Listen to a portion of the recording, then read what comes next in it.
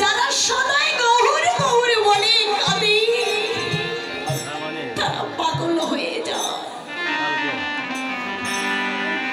পথে পথে কেঁদে বেড়ায়, ওই পথে পথে ঘুরে বেড়ায়। ষোড়শ গোস্বামীর মধ্যে একজন গোস্বামী ছিলেন,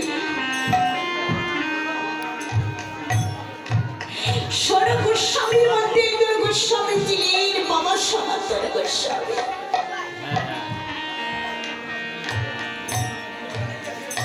ষোড়শ গোস্বামীর মধ্যে একজন গোস্বামী ছিলেন বাবা সনাতন গোস্বামী।